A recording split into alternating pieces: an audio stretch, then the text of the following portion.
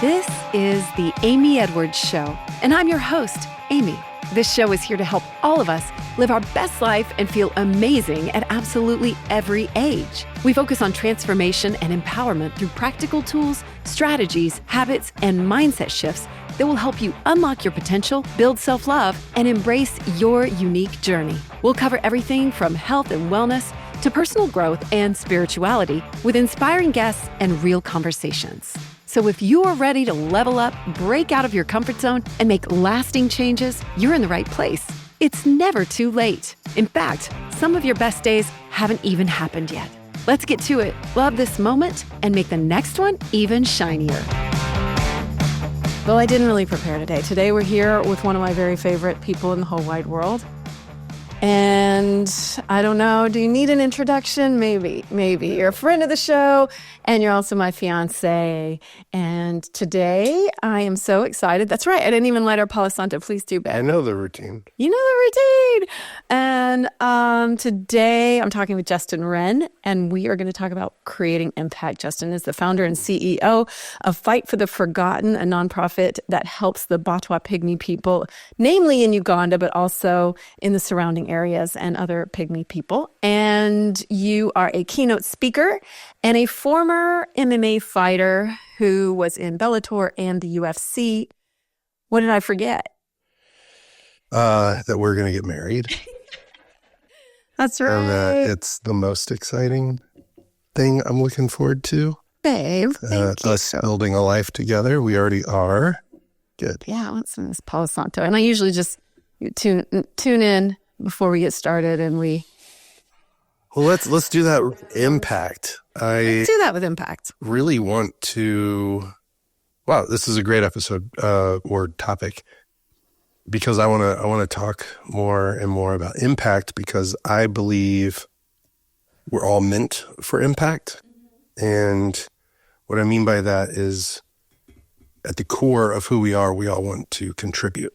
I mean, I think people are creating impact whether they realize it or not. So Agreed. Are you going to get conscious and intentional about it, about the type of impact that you're creating? Right. And what I mean is, sometimes it's an afterthought, or it's in the back of our minds, or we have a lot of excuses and it's just natural to feel like, well, I'm busy with this or that and life and everything else. But if you can, I think over the last 14 years, even more, I've started to try to revolve my life around making a contribution, a meaningful contribution, creating not just a life of impact, but impact in other people's lives. Yeah. And it's a focus of mine. And not that I'm better than anybody else. It's just luckily through fighting, and then through having a bit of a platform or sharing the story, the more I was able to share the story of our hopes, our vision, our mission, our values, what we hope to bring into the world for people who really need it, the people that I know, at least in this world, who need it the most. Well, once you did it a little, then you realized how fulfilling it was. Oh, yeah. And I think that maybe sometimes people haven't just dipped their toe in. Right. Perhaps. Or dip their toe and pull it back out, right? Because life happens. But if you can dip your toe in, keep your toe in, and then maybe it's a foot and to your ankle, to your calf. And then if you're doing that, I think there'll be opportunities that appear to where you can, I don't know, jump and grab your legs and cannonball into this thing called impact and contribution with like a smile on your face, and know that you're making waves that matter. And it did start small. And so it didn't have to be this big grandiose thing, which oftentimes I think with my story, I try to boil it down into how it started, how it began. Yeah, it's so much more manageable, because when you're like, I went and lived in Congo, in the rainforest for a year, people are like, I don't know how to do that. I have kids or whatever. Right. But whenever you think about every moment matters, the moment of impact matters. And it's for the people right in front of you or right beside you, and having your head on a swivel, looking to make a difference, even if it's just to make someone smile. Or let someone be seen and witnessed. And I remember in MMA, I won't say who I was with, but let's just say there were some big dogs in MMA, not Joe, but some guys that ran fight promotions. And just tell me. I'll tell you later. But I remember we were in a big city, and there was a person experiencing homelessness or unhoused that was walking towards us. And everybody I was with just kind of jetted across the street, right? Really? Yeah, like didn't look at them. Oh, man. Walked across the street, and I saw them going over there and I just kind of looked back, and the guy just kind of put his head down. And I remember just walking up towards him. And not that I literally didn't have any cash or anything to give him, which sometimes isn't the best thing to give anyways. But he just like looked from the ground at my feet back up at me. And I was like, hey. And I just remembered, I said, I don't have anything to give except a hug. You want a hug? Do you need a hug? And he just goes, he goes, that's exactly what I need. No way. And so I remember I just gave him this big hug.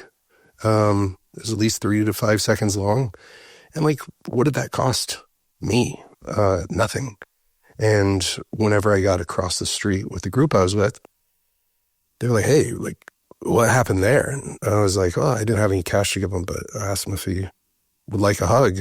And he said, I would love a hug. And so I gave him a hug real quick. And what'd they say? they're just like, wow, like, we thought he was just going to ask us for money or this or that. And I go, well, he didn't. And I told him I didn't have any. So it doesn't mean everyone needs to go out and give someone that doesn't have a home a hug. But I think there's a humanity in all of us wanting to be acknowledged and wanting to have a fighting chance at life and wanting to be just noticed. And so how can we go through our day-to-day, like just with a helping hand or a warm hug or a big smile, and if you do that, it grows. Yeah. And that's something that I've learned so much from you. And it's about giving from heart versus just like you talk about with the water wells. You know, if a lot of people, I'm sure, know your story, and you get the people that need the water involved in creating the water well and working towards it, and they feel like they're invested in it. And it's that same concept. You didn't give him money, which you said that's not always the best thing anyway. And so many times we've seen it with, I've been thinking about this because I'm starting this one for one water bottle company. How do we get across, like, not just a handout, not just here's some money, but not really coming from your heart and not really investing them and seeing them and giving them opportunity rather than just a handout. Do you see where I'm going with this? Yeah. And I just think that there's, like, I'd love for you to speak to that a little bit more, because I'm trying to figure that out with overflow. If we give a water bottle, how do I create something that people want to keep rather than something they just sell? Because I know you've seen that time and again. Yeah. Well, I think the root of it is we all want to make a contribution.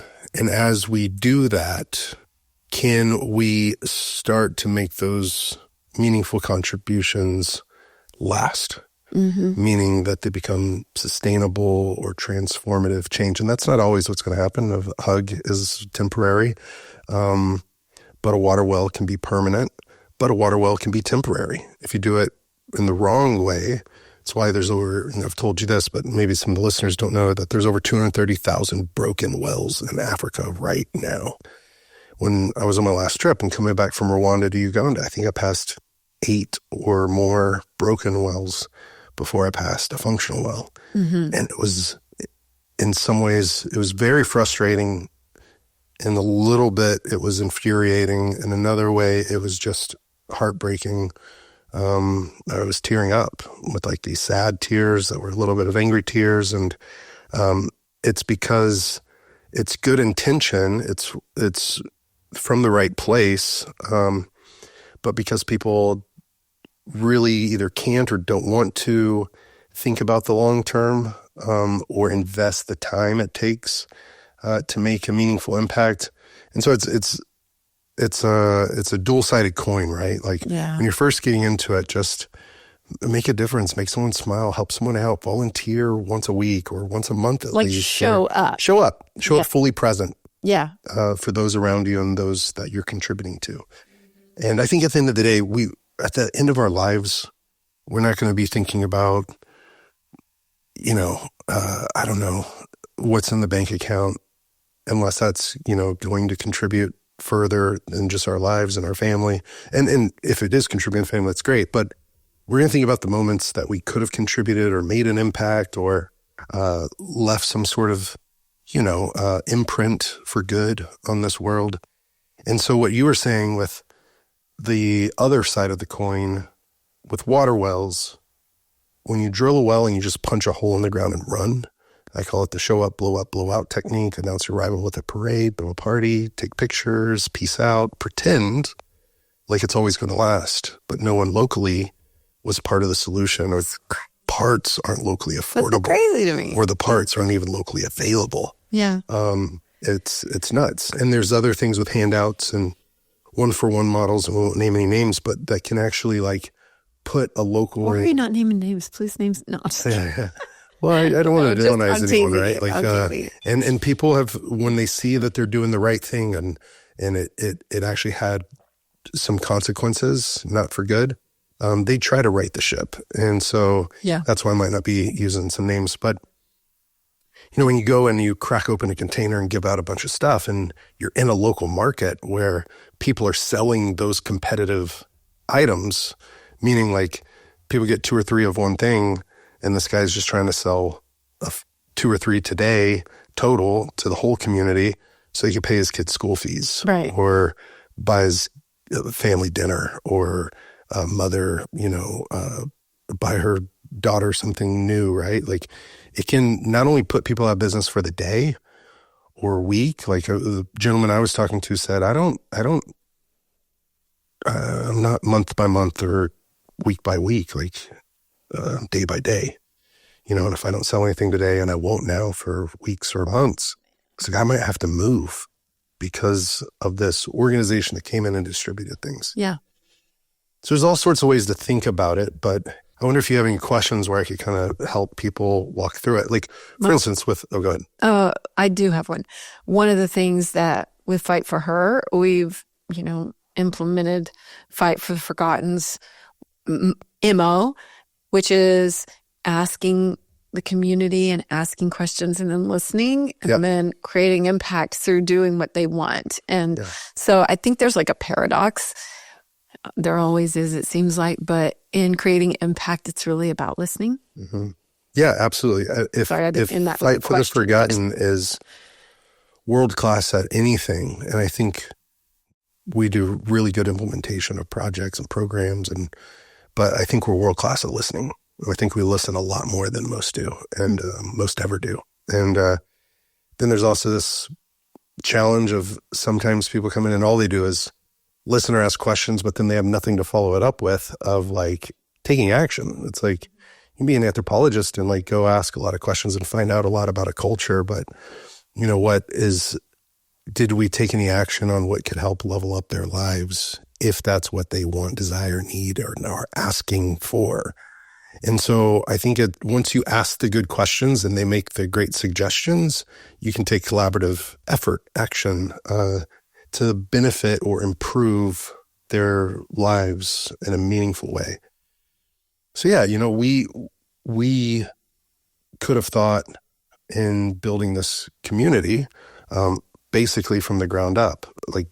We thought, here's our ideas, but when we came in, instead of sharing any of our ideas, we just asked questions so that it was actually their ideas, and we could see which one do we prioritize first.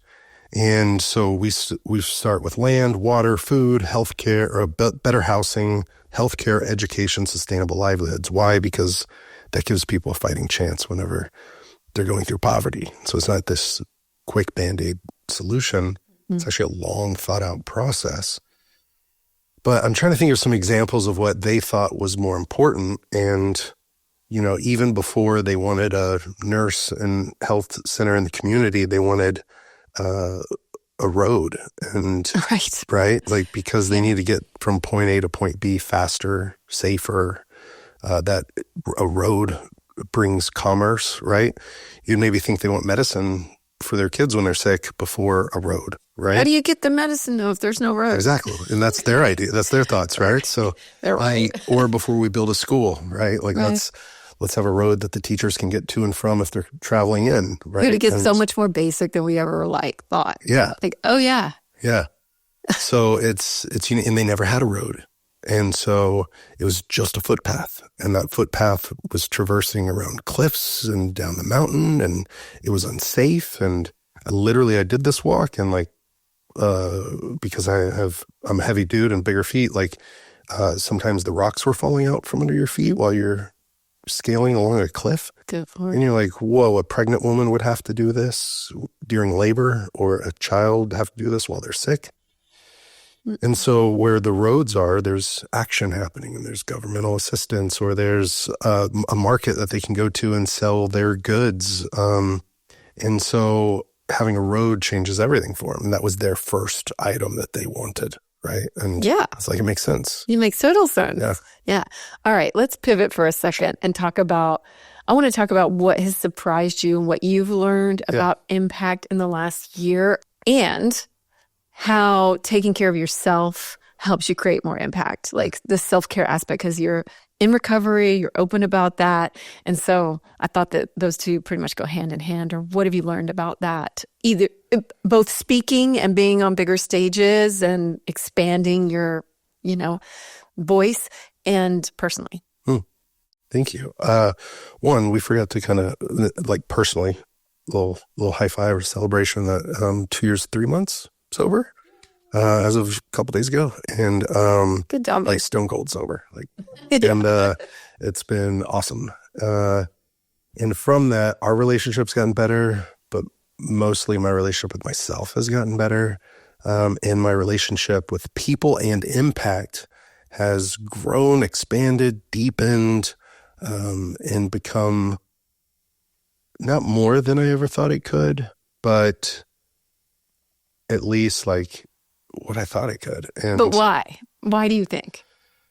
Well, I think because if you can't care for yourself in a sustainable way, it's going to be hard to nearly impossible to care for others in a sustainable way that matters. And so I think you first have to take care of yourself like you matter. And I think a lot of mine came from not feeling like my own self-worth or value. And I probably discovered the most remarkable thing to me, purpose through service, putting love and compassion in action.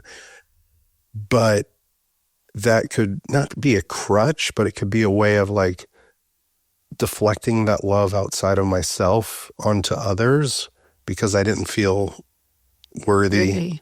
But as I saw the detriment whenever I wasn't good or stable or secure or who I knew I could or should or really was, it would not just deflect that love, it would impair things from happening that I wanted to happen in the lives of others. And so as I've improved my life, I'm seeing it improve our lives, and I'm seeing it improve the lives of the people that I want to serve. Be it to see it. Yeah. I mean, really. Yeah, it's been amazing. Like I've been on the not hunt, but I've really been hoping for, praying for, putting it out there. They're like, man, if we could just get our first $1 million donor that buys into this, believes in this $4.7 million capital campaign for this community, like we're going to have a proof of concept, a methodology of like how to scale, grow, replicate this impact that goes far beyond what most impact does. Mm-hmm. And we could open source it, and other people could be inspired by it, and people could come learn from it. And we'll share our successes, our challenges, our failures all along the way.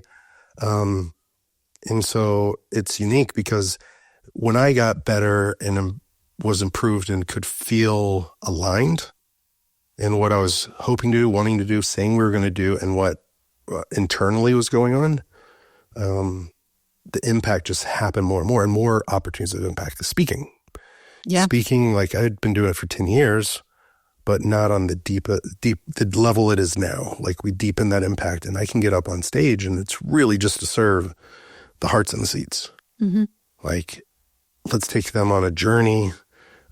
Let's impact their lives for the better. Let's give them just a few nuggets from my life, and hopefully they'll walk away with at least one. And then from that, with no expectations of donations, we found our first $1 million donors. Yeah, but I want to add that you treat that speaking like you do training for an MMA fight. You know what I mean? You treat it like an athlete. You watch your game tape. You have a manager. You are always like getting better at it. You don't just phone it in. So, right, yeah. You know, people should know that. So, yeah, yeah, it's a lot of work.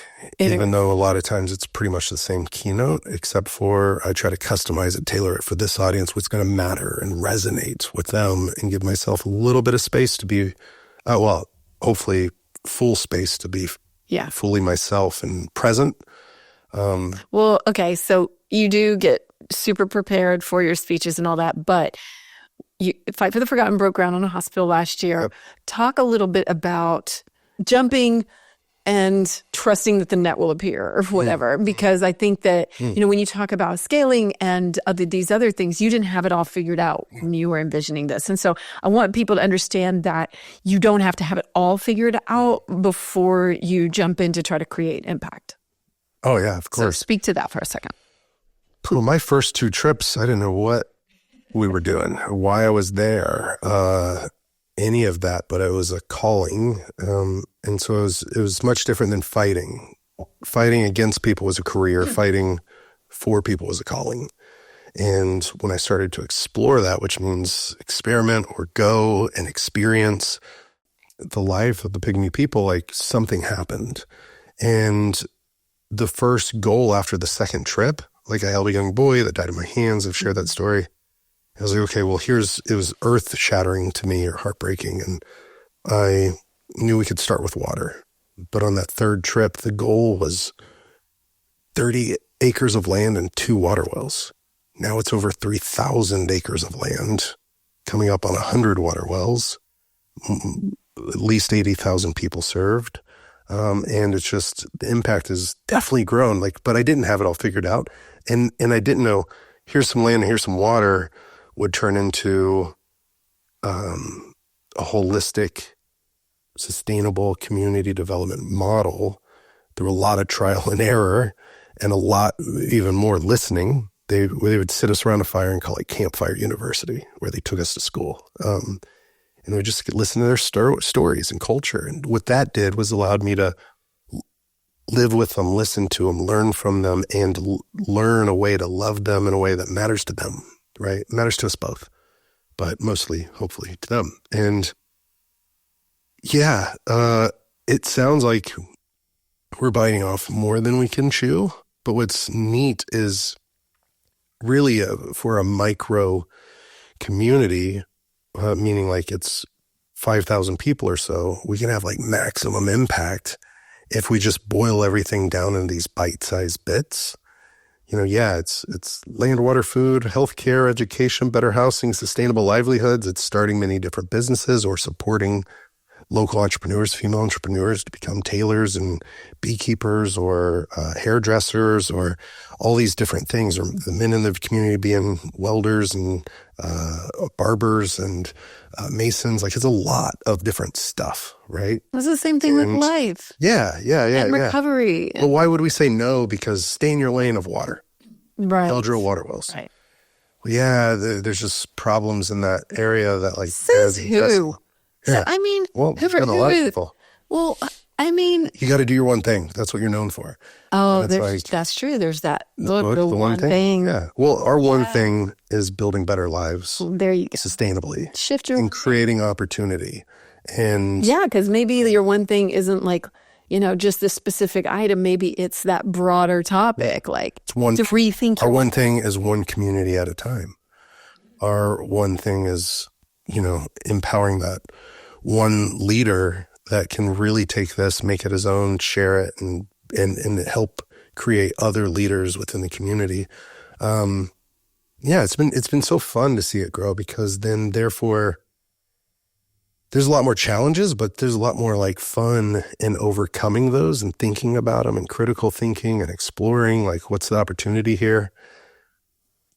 The normal NGO model would be like, oh, there's 5,000 people there. We'll drill one water well for them all. Maybe two, right? Because they want the numbers to be high for people served for that one well. Oh. So donor dollars are being like saved, right? Because, hey, if it costs $10,000 or $20,000 to drill a well and we can save 3,000 people were served, some say 5. It's like, then you can do another one, you get another 3,000, 5,000 people, and then that's like double the impact. Whenever it's really like 5 to 10 times the stress that's supposed to be on one of those wells, right? So it's not going to last. So in our community of 5,000, we already have at least 4 wells. I think we're about to have 5. We need a deep we know well, that, right? Yeah, and we're getting a water reservoir, and we're having rainwater catchment on all the roofs of the 56,000 square feet we're building. And it's like, because we want the deep wells to be our savings account, the rainwater collection to be our, that's our checking. The wells are our savings account. And then that reservoir is going to be the distribution to different water points outside people's homes. Yeah. And like the clusters of homes. So that way there's multiple options if one goes down, right? Like there's actually 2 other options. And while we can maintenance the other, right? Like, could you imagine us in Texas just having like one main source of water? It's like, no, if something goes wrong, there's another option. Yeah. Well, there's one down the street from us at Lake Travis, and there's several around town. No, I take it so for granted. I don't even know, enough about it. Yeah. Well, I would say to get back to impact or contribution, it's like, what lights you up? What has surprised you the most in the last year? I would say, one, by just sharing the story kind of with an open hand. Like, this is in service. Like, it's come back to benefit us with more than doubling our fundraising efforts of any other year. Oh, like not having expectations, but just kind of just sharing and just sharing, open. Speaking. Ooh, that's good. Yeah. By wanting to speak, I know it's going to have an impact on Fight for the Forgotten because we're raising awareness. Sure.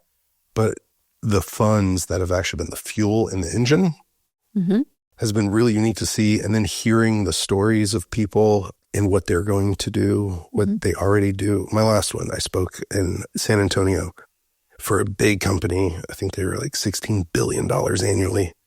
And the crazy, I don't even think I told you this. I need to go see if I can find his card. His name was Antonio. I took a cold shower in the morning. My speech was at like 8 in the morning, or 8:30. And I'm like, wow, these people partied last night. They were probably pretty hungover. I went to their awards banquet. It was fun. It was awesome. It was such top notch. But when I opened my door to go to AV check and to get ready to speak to 800 people, I looked down and there's a card and it says Antonio. And it's from the company. And I picked it up and put it in my pocket. But as I kept walking, I was like, was that for me? It looks like it just maybe fell out of his pocket. I don't know. And then I pulled it back out of my pocket and I was like, if I'm just here to impact Antonio, like that's enough for me today. Let my story resonate with him. Send up this little prayer. I spoke, forgot about Antonio's card.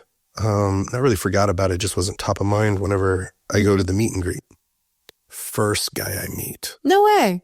Is Antonio from Puerto Rico. Was he seeking you out or you just bumped into him? He was in my line to like meet first. He was like so excited to give me a hug, but he was tearing up. He is stalking your room. No, no, he wasn't. I'm teasing. He told me his name Antonio, and then I was like, wait, I have your business card. He just gave me a look like, what? And I go, it was outside my room this morning. He goes, wait, what? No, stop. And I go, I said if I could just impact Antonio. It was an accident. It was an accident. He just someone else dropped it. I think it was probably him walking down the hall, pulling something out of his pocket, or his wallet or something out of his pocket to get his room key. Anyways, he said the sweetest things, like we have a similar calling, mission, water wells. In his spare time, his volunteer time, he's drilling wells for communities in villages in Puerto Rico, and that he knows how important water is, and that whenever natural disasters happen, different things, like their water can be knocked out, their electricity can be knocked out. And I just gave him a hug, and I was like, Tony, it's wild that you're the first person here, because I said, that might be like a priming thing for me, because, oh my gosh, there's 800 people out there. Yeah, it's kind of scary. Okay, let's focus on the one. They say that in radio, you know, just talk to one person. And so that's it. Like, Fight for the Forgotten's impacted more than 80,000 people, probably more, for like years. I believe their impact has gone on for years and years, and what we're doing now can go on for at least 50 years or a generation, like changing this community, maybe generations. It's like, that's big and can kind of be that big, hairy, scary, audacious goal. But it's like, who's the one person they can impact right now, today, that comes to your mind, your spirit, like your intuition that you cross paths with, that's in your office or in your family or in your community or your neighbor. And mine started locally.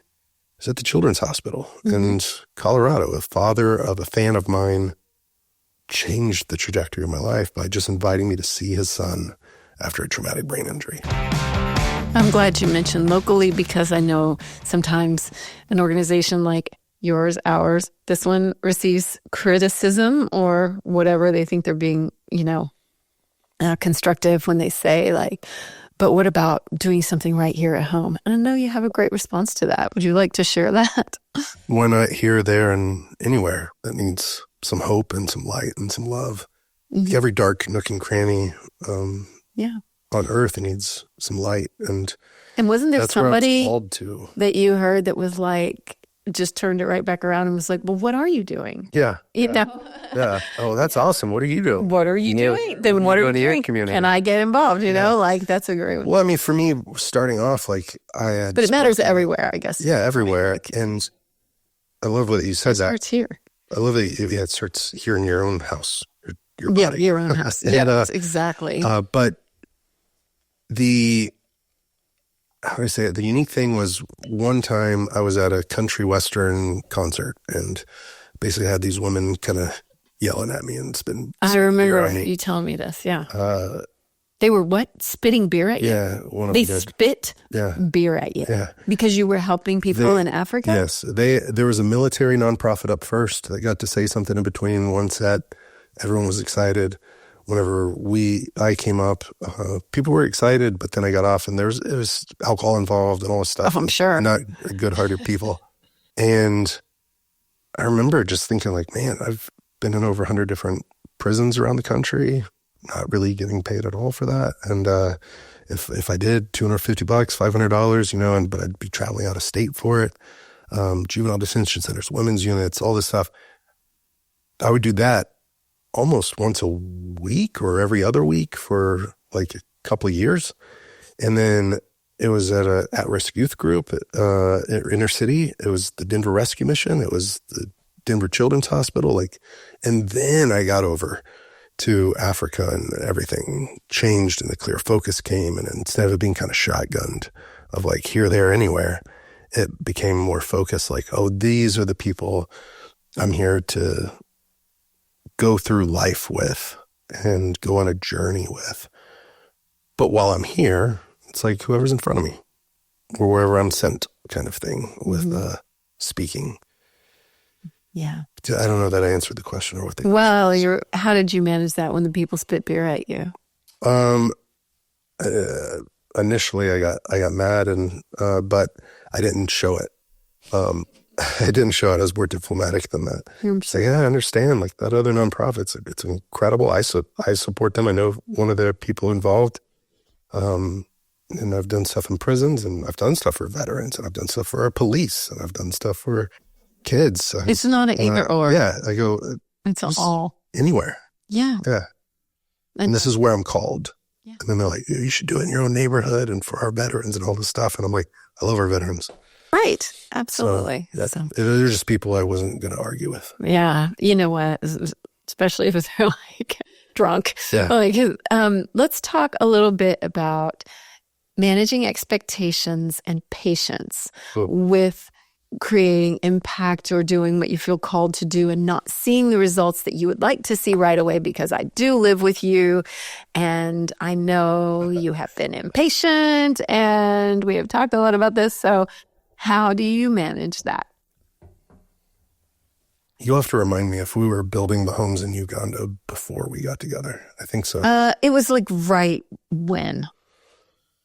Yeah. So when we were building those homes, I was already talking about a health center. Oh, yeah. A school, community development, kind of like vocational training workshop and staff houses and all that stuff. And so more than 4 years later, we're doing it. And last year, July, we were breaking ground on the health center. We'll have that opened hopefully around August or last quarter of 2025. Really? That soon? Yeah. Oh my gosh. Yeah, I didn't realize that. That's why I have the nurse having an outpost there she served over 200 patients in January so far. And we've always consistently had a nurse going up there, but just a little more sporadically. Now she's living there because there's space for her. Yeah. And so it takes time. And I think for me, it took coming fully, at least more fully in alignment with my calling and who I should be. For sure. Right? You had to get yourself all squared away. Yeah. But I think a contributing factor to me being impatient caused me at times to feel deflated, even I'd go so far to say depressed about not seeing it happen. I can relate. I think probably everyone can relate in some way or another, whether it's business or whatever, Yeah. And you get stuck, people can get stuck in the comparison trap. For sure. Of, we all, that great quote, comparison's the thief of joy. Well, when I would look at some nonprofits that maybe aren't having the foresight of like what's actually going to happen in the future with the work we're doing, is it going to last or not? And sometimes seeing ones that just aren't going to last.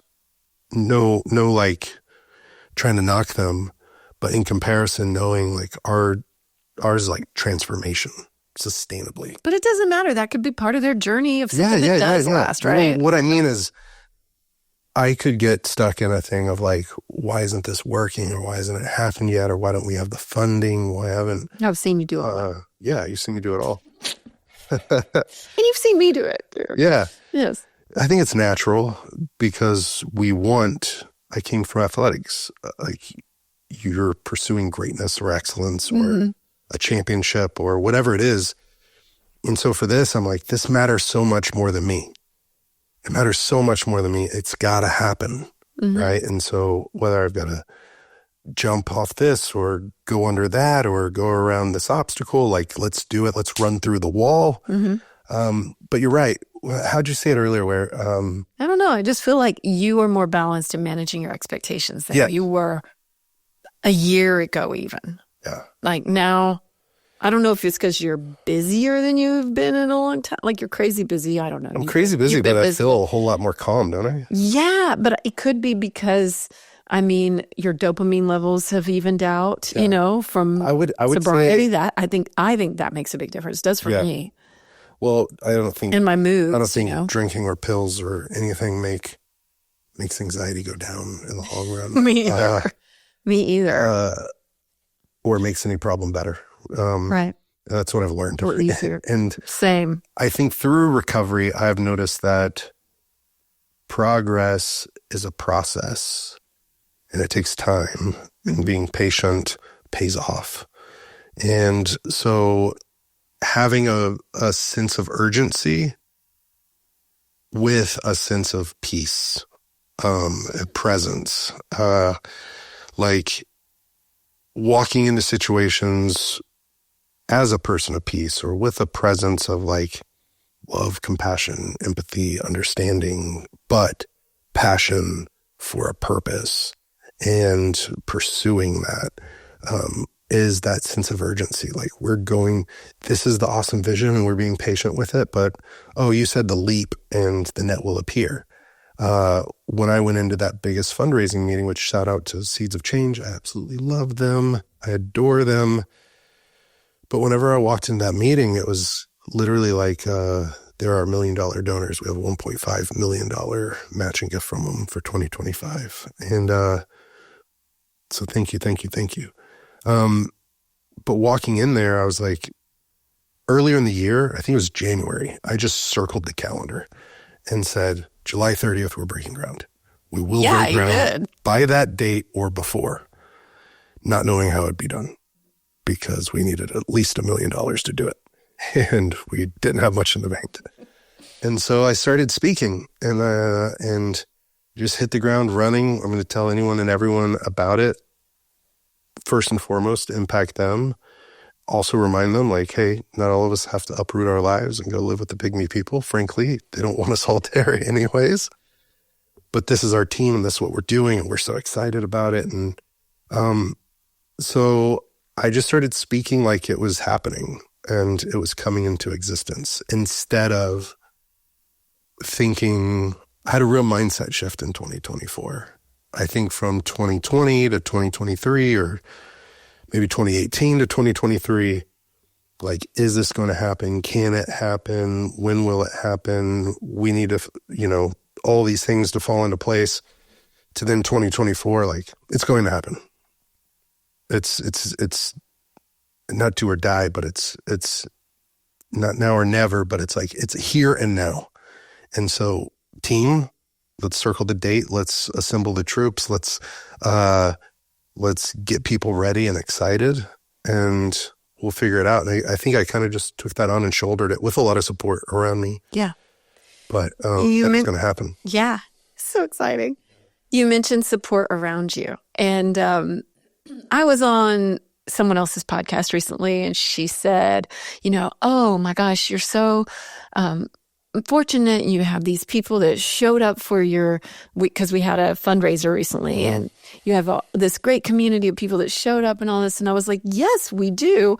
But then she thought it was people we'd known for 20 years or something. And I was like, you know what? The people that really show up sometimes and are called into what you're working on or what you're doing for impact aren't necessarily the people that you think it's going to be, right? I know that we have seen that. And so I wanted you to give people some encouraging words, maybe if they're expecting someone that they're close to be invested in what they're invested in. It just doesn't always work that way. And you have to kind of let go of, hey, maybe they're not called to that, or maybe they're not right now. And really just opening up. And it's, again, a managing expectations, but it's opening up to, like, you know what? The right people are going to be called, and just surrender in that way rather than pushing and forcing. Yeah.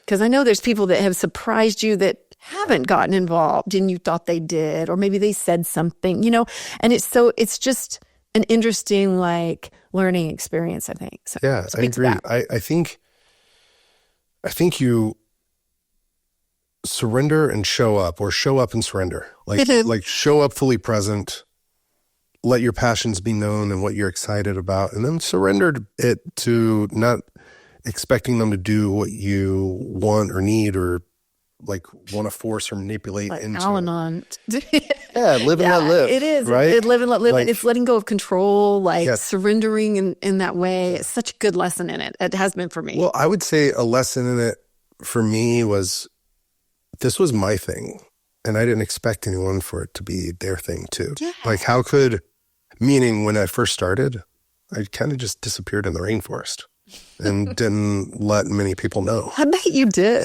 And then when I came back, people were like, where's he been? And what are you doing? And come talk about, and then whatever. Why is your beard so huge? Yeah. So, I mean, let it be your thing at the beginning. And as you're walking out that journey and path, like, the right people will appear. And not only that, you might be inspiring people to walk their path in their own way, and they see you do something. Yeah. And they're inspired to do their thing. I've had multiple champions, like best in their sports, greatest of all times, or people that were top ranked professional athletes say, I started my foundation after hearing your story. Babe. People I might not have ever talked to, people I had friendships with, but never pushed Fight for the Forgotten on them, people that I did talk to about Fight for the Forgotten for funding, didn't happen. A couple years later, like they're off doing their thing that's beautiful. I'm not taking credit for it, but it's as people see you doing it, they will. And so it's not a don't ever talk about it with people, but when you have those expectations, I think you can put this awkward thing in between you sometimes. But also as a founder of a nonprofit, like you got to ask, and that's what really 2024 was a leap year for me. Yeah. You made bigger asks, but then you also learned to let go. Yeah. And trust. And Seeds of Change came along and we were like, I mean, I know I was like, sure, we're going to go to South Dakota. And then we ended up in South Dakota like 3 times last year. They're amazing, right? And there's yes. people that are in the Seeds of Change like camp of capacity to give, to fight for the forgotten. Yeah. That could give bigger even, or same or similar or half that. Yeah. That I don't know if they'll ever give. Right. And that are in our circumference, right? Yeah. And then, but so here's what I want to say. Like, I get so jazzed about Seeds of Change, but what do I have framed on our refrigerator? There's a $5 bill from our Uber driver that heard you and me talking in the back before that big ask. He said a prayer for us before we got out of the car. He came up and gave me a hug, and then he reached into his pocket and said, "This is all I have, but my brother is a refugee in Uganda from South Sudan. Yeah. His wife, his children are there. I want this to benefit their family." And so, yes, $5. I kept that $5. That's on our refrigerator, but we've given more than that. Yeah, we donated more than that too in his honor. Yeah. And so that's what's so cool to me is like you'll get big opportunities, small opportunities, but like all of them can be just as meaningful or even more meaningful. Like having a support system around Fight for the Forgotten. Of that. Earlier in our marketing meeting, we found out that like 2,200 people or something are always opening our emails and like reading them and like getting updates on what we're doing and the impact we're making. And sometimes it jumps up to like way more than that. And it's like having a support system or tribe of people that know us personally, that know us on the interwebs or whatever, like through email and social media. It's really cool whenever you have, it's not just cool. It's when you have some sort of purpose or worthy cause to fight for and other people come alongside you to support it and believe in it and even open their wallets to say like, I'm in your corner. Mm-hmm. Oh my gosh, I can't tell you what that feeling feels like. Because it's a long and hard road sometimes. There's been heartbreak I never thought I would go through. Things I never wanted to see. And they'll happen again.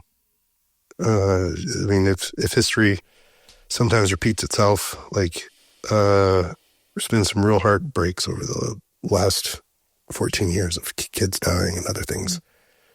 I never want to see that again.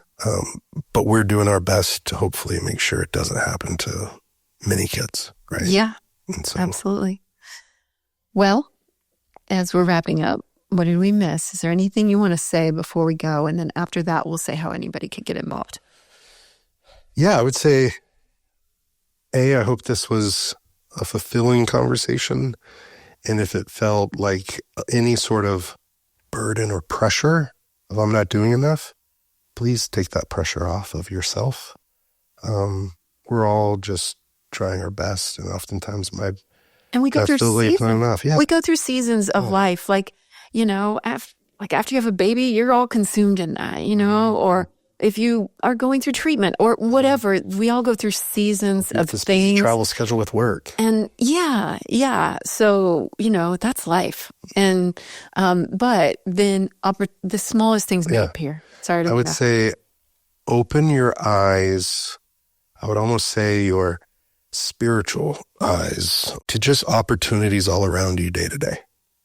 Because I often think we're walking through an airport with our earbuds in, our head down, or getting from looking at our phone, going from place to place, and that takes us away from real moments of human connection and real contribution to somebody else's lives or wherever. And if we, I mean, how many times have we come back from a flight saying, I basically made a new best friend? Every single flight you're on. And there's times that I've put on my headphones ready to zone out to work on my presentation that I'm giving the next morning, right? Except for the last one where the guy tried to take your... Oh, yeah. The guy tried to take my own list. Well, he elbowed me. And kept elbowing me. And I was like, what is happening right now? You just think you have the most ferocious elbows on the planet. Please stop, sir. But there's these moments where you might not even be looking for it or not even wanting it in that moment because you're tired or busy or trying to get from one thing to another. But in those moments where there's those little nudges where you see the little glimpse or glimmer of hope for like, oh, could I make a quick impact right here, right for this very second? I'm trying to do it with the AV teams because if I can love on them, fire them up before I get on stage or afterwards, just me taking a little moment of time to say, this wouldn't have been possible without you. And I want you to see some of this that you're contributing to, that you're helping make possible. I want to bring them into that moment. It's not my moment, it's our moment. And so how can we do that and invite people and be an includer? Yeah. Include people in on impact because then that lights them up. It reminded me kind of that movie we watched the other night, A Real Pain. And Kieran Culkin, character, is fearless on saying things to people. And like, as annoying as he can be, I'm not saying you are, but like, it's just like letting your heart be exposed a little bit more. And it's like a muscle. Yeah, it's definitely a muscle. Yeah. When you work it out, it's easier to do the next time instead of feeling big and scary. Because it can be uncomfortable, like putting yourself out there. Oh, totally. But the more you do it, the more you show up, the more you lend a helping hand. And I'm not saying lend a helping hand like I'm higher than anybody else, but humanity, at times we need to help each other up on our own 2 feet. Well, let's be real too, just the hand we were dealt in life. We were born in Texas, and have amenities at our fingertips. I mean, just by luck of the draw. So, I mean... Yeah, we won the, birth lottery, and that's just the facts. And so why can't we be a beacon of hope, not going in there to say this is what we do in Texas, and so you should do it too. But I think sometimes we have... I mean, there are plenty of other places that are great to be born. No, of course. I mean, but it... I love being a Texan. But the thing is like learning about other people and their cultures, you'll see... I mean, that's what blew me away. The Pygmy people, when I lived among them, and I still keep going back and forth, they didn't really deal with like mass depression. Right. Or no one had ever heard of anyone committing suicide. One person heard one time somewhere, almost like a legend. One of the elders, like, I think I heard about someone somewhere in the world just one time doing Wow. that. Right? It was like, holy smokes, like this thing doesn't exist here, really. Not because they're better or anything. It's just different. Like they're contributing to their community, their tribe. Yeah. They have a place. Yeah. And I think if we can all know, like, we have a place and we have a contribution to make and we have a community we're part of and can serve. And even if that means you having to create that community because you don't feel it right here, like, what are you passionate about? What contribution do you want to make that you can build a community around or insert yourself into in a way that, like, you have something to contribute there to them. And as you contribute there, it's going to blow you away, the things that happen. What a lesson, too, for someone that is a suicide survivor. 2 times suicide survivor. Yeah. 2 times at treatment. I mean, that's... Depression was real, and I attempted to take my life for real twice. And I am so grateful to have the breath in my lungs and the beating heart in my chest and the love of life in my life looking right into my eyes. And I would have completely missed a life of impact if I had been successful. And that's all I want to do is help. I want to love you and love me and love the girls and love my mom and grandma. And I want to love the Pygmy people radically, transformatively for their people group. And it's kind of funny because it's been this it's been the central theme of my life is like generating an impact, whether it's wrestling, picking someone up and slamming them, right? Or punching someone that's generating an impact. But it was just like, it was a light bulb moment for me. Oh, you can generate impact in people's lives without your fist. Like, that's right. And that one feels so good, worthwhile, like worth overcoming anything for. I love that. Well, you inspire me every day. I love you. And how can anyone join the fight or get involved? An easy way. Yeah, if people are wondering how can they make a difference, like there's literally one easy way right now, and it's you can join our fight club, our monthly giving club. You get $5 a month, $45 a month, $100 a month, whatever gift it is, it would be doubled for sure. And we have something in the works that maybe will be tripled. So that's awesome. And people can give, they can share the story, they can share this podcast, but they can go to fftf.org, kind of like Frank, Tango Frank, or fightfortheforgotten.org. And you can give, be part of it, follow us, like our post, follow me at the Big Pygmy. Ooh, yay. Hey, yo. That's some of the chants in the forest. But, yeah, that's the way they can impact us. Probably March and October. Probably, yeah. Yes. I hope to go in October. So yeah, we'll make that happen. Yeah, for sure. Well, thank you so much, honey. Yeah. I love you. I love you too. I just hope, I know we're wrapping this up. Yes. I just hope people will actually give it a shot. Give it a chance, because your life of impact and contribution like deserves that opportunity. Yeah, it does. They deserve it. Your listeners deserve it. Thanks, honey. Everybody follow Justin. Of course, I mean, you probably know a lot more about him than he even realizes if you listen to the show regularly, because I talk about him all the time. So thank you so much for being here, because I just thought this was really important to do because it's about impact. Our lives are creating impact, like I said at the beginning, whether we realize it or not, all the time, where you're creating some kind of impact. So why not just get a little bit more intentional about it and, conscious and think about it. And even if it's just that one life, even if it's just your child or a partner or maybe somebody you just encounter on the street, what kind of footprint, what kind of impact are you leaving? So I'm so happy that we were here today. And thanks, honey. So everything will be in the show notes, and I'm just so grateful that you're here. Again, please share with a friend if you want. Then it just keeps reverberating, creating those ripple effects that matter so much. Do the things too, if you can, leave the show a review wherever you're listening. I would be so grateful. And I just love you so much. So keep shining bright. Till next time. Thank you so much for being here. Please rate, review, and follow us. And we'd love to hear your feedback. Keep shining bright.